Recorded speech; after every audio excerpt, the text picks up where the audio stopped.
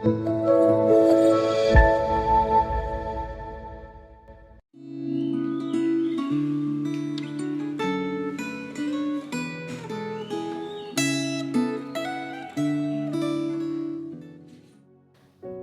Jemaat GKY dimanapun Anda berada, bersyukur sekali kalau hari ini kita boleh kembali lagi diberikan kesempatan untuk merenungkan firman Tuhan melalui refleksi Gema. Saudaraku, firman Tuhan hari ini terambil dari kitab 2 Raja-Raja pasal 3 ayat 1 sampai ayat yang ke-27.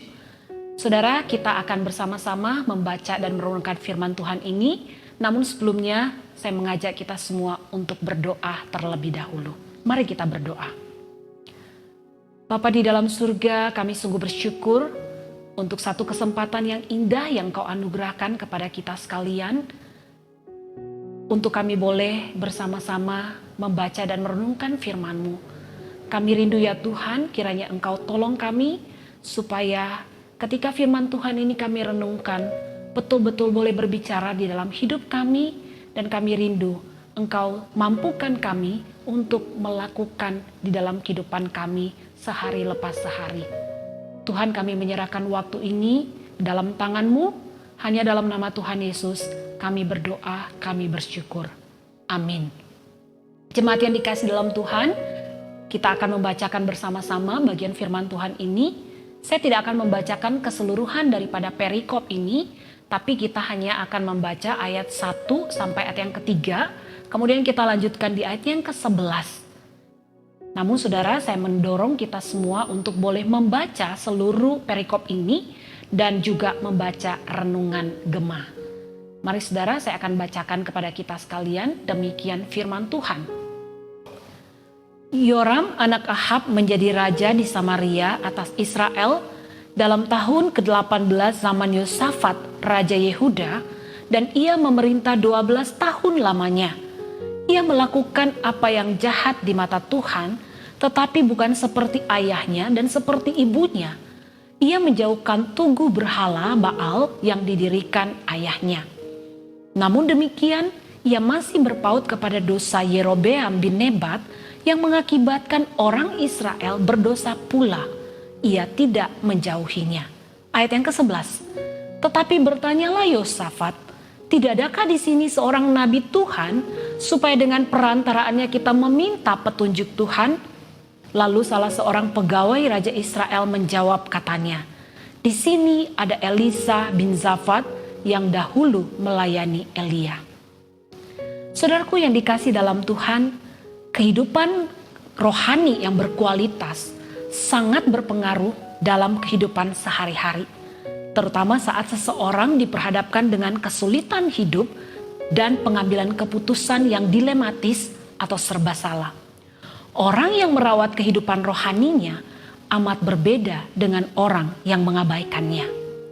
Saudaraku, kehidupan rohani Yoram, Raja Israel, dengan kehidupan Yosafat, Raja Yehuda, merupakan contoh terbaik berkenaan dengan kehidupan rohani. Yoram adalah Raja Israel yang mengabaikan kehidupan rohaninya. Ia melakukan apa yang jahat di mata Tuhan. Walaupun ia menjauhkan tugu berhala Baal yang didirikan ayahnya, namun saudara, Yoram tetap memelihara praktik penyembahan anak lembu emas yang dimulai oleh Yerobeam. Ia tidak memimpin rakyatnya untuk berjalan dalam jalan Tuhan. Ia membiarkan bangsa Israel tersesat. Untuk menghadapi pemberontakan Moab, dia berkoalisi dengan Raja Yosafat dan Raja Edom. Saat kesulitan mendapat air di padang gurun, Yoram bersungut-sungut, bahkan dia menyalahkan Tuhan. Saudara, sikap daripada Yosafat itu sangat berbeda. Dia bertanya, tidak adakah di sini seorang nabi Tuhan supaya dengan perantaraannya kita meminta petunjuk Tuhan? Saudara, akhirnya mereka bertiga menemui Elisa, abdi Allah yang peka dan memahami kehendak Allah untuk meminta petunjuk daripada Tuhan.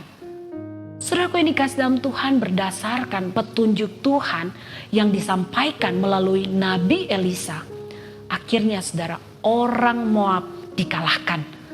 Saudara, Tuhan bersedia memberikan kemenangan kepada mereka karena memperhitungkan bahwa Yosafat ada di tengah-tengah mereka. Jika tidak ada campur tangan Tuhan, saudara, mereka pasti akan mengalami kekalahan besar.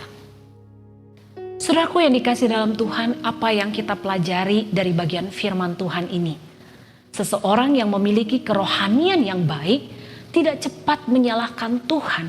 Namun sebaliknya saudara, dia akan datang mencari kehendak Tuhan. Dan orang yang dekat dengan Tuhan, dia pasti tahu bahwa Tuhan senantiasa mengetahui keadaan kita dan akan memberikan jalan keluar yang terbaik bagi kita. Saudaraku yang dikasih dalam Tuhan, di masa-masa pandemi ini kita pasti menghadapi begitu banyak pergumulan. Entah itu berkaitan dengan pekerjaan kita, studi kita, usaha kita, relasi kita dengan keluarga, kesehatan kita. Dan mungkin masih begitu banyak lagi pergumulan yang lain yang kita hadapi pada hari ini. Namun yang menjadi pertanyaan penting bagi kita untuk kita renungkan bersama-sama hari ini adalah, ketika engkau dan saya mengalami pergumulan-pergumulan tersebut, apakah kita akan mempertanyakan kebaikan Tuhan dalam kehidupan kita? Ataukah kita justru mendekatkan diri kita kepada Tuhan? Saudaraku yang dikasih dalam Tuhan, saya mau katakan kepada kita sekalian bahwa relasi kita yang dekat dengan Tuhan itulah yang akan memberikan kekuatan bagi kita untuk menghadapi semua kesulitan di dalam kehidupan kita.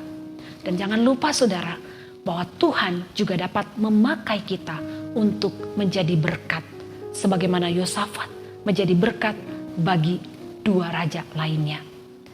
Saudaraku yang dikasih dalam Tuhan, jika selama ini engkau tidak atau kurang mengandalkan Tuhan dalam hidupmu, saudara, maka hari ini Tuhan kembali mengingatkan kepada setiap kita untuk kita boleh kembali lagi membangun relasi kita dengan Tuhan, untuk menata kembali hidup kita dengan Tuhan, untuk kita semakin dekat dan lebih dekat lagi dengan Tuhan.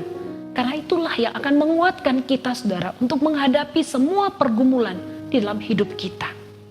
Dan ingatlah saudara bahwa kedekatan kita dengan Tuhan juga akan Tuhan pakai hidup kita menjadi berkat bagi orang-orang di sekitar kita. Mari kita berdoa.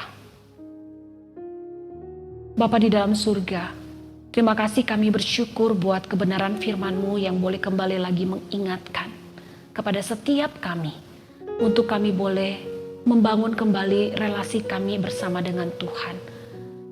Kiranya Engkau tolong kami ya Tuhan. Mungkin saat ini kami mengalami ada begitu banyak pergumulan dan tantangan dalam hidup kami. Tetapi hari ini ketika firman-Mu kembali lagi mengingat kami ingin supaya relasi kami dengan Tuhan boleh kembali diperbaharui.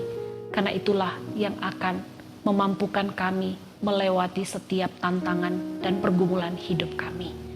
Kami bersyukur untuk hari ini Engkau boleh menguatkan kami dengan firman-Mu, dan kami terus berdoa kiranya Tuhan yang akan memampukan kami untuk melakukan firman-Mu dalam hidup sehari lepas sehari. Terima kasih Tuhan, ini yang menjadi doa kami. Hanya di dalam nama Tuhan Yesus kami berdoa dan kami bersyukur. Amin. Tuhan Yesus memberkati.